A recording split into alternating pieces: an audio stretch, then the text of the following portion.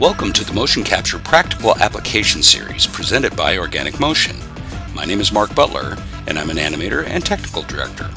In this short video, you'll get a quick overview of some of the steps in the previz pipeline to give you an idea of how it can help in your productions. In this video, we're going to create a quick cutscene for a new gangster style video game I'm working on. These two criminals are just leaving the restaurant and are on their way to their hideout.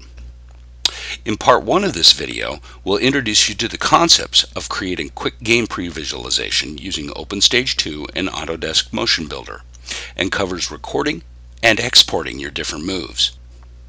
In part 2, we'll clean up and edit the data in Motion Builder, use Autodesk Maya for props, and then export everything into Unity 3D for use in-game.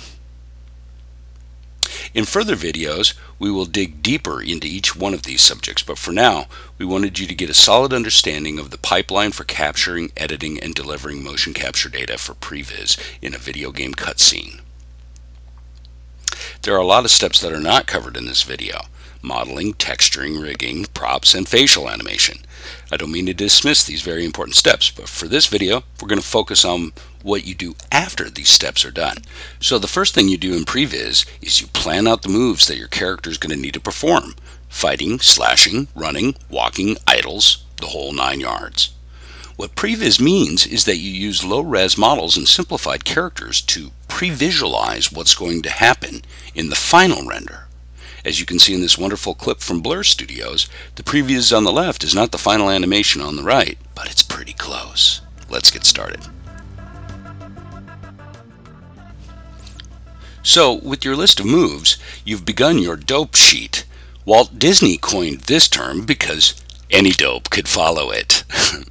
The dope sheet is basically a spreadsheet that you put all your notes, thumbnails, and dialogue on and use it to estimate the length, usually in frames, of each scene in your animation. It's very important to break down the dope sheet prior to doing any scene creation, but OpenStage 2 gives you the freedom to experiment with your moves on the fly. In the digital age, the dope sheet looks more like this. Here in Autodesk 3D Studio Max, the dope sheet overview is on the bottom with all the poses set up over time, and above is the motion graph editor, which plots the animation curves for each part of the 3D rig that moves.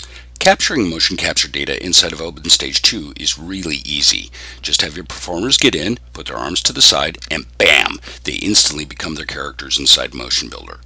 OpenStage 2 is quite remarkable. The system uses advanced proprietary computer vision technology to determine the position and rotation of the actor's bones in near real time.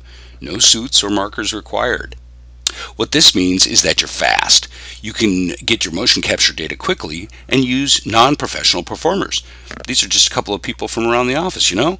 And we're able to do multiple takes. Here I have them doing it with a bit more swagger, right? So even in a simple clip like this, where they're just coming out of the restaurant, it would be laborious to hand animate, but in OpenStage we can capture it quickly.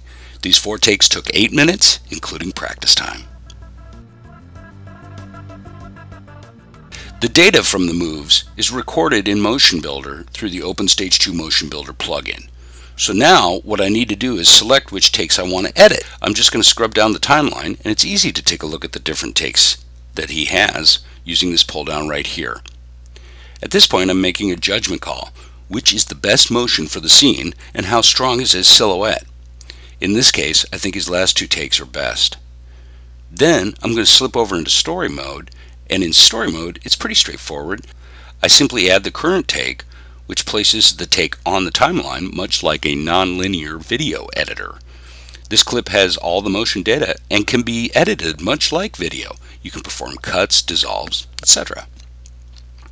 Next, I'm going to select the newly added clip and then export it to my hard drive so I have a master clip that I can use over and over and apply to other characters. That brings us to the end of part 1. You should have a pretty good understanding of previz concepts and how quickly you can record and save your motion capture clips. In part 2, we will refine and edit the clips further in Motion Builder and then bring everything into a Unity game scene. Once again, I'm Mark Butler, and thanks for watching.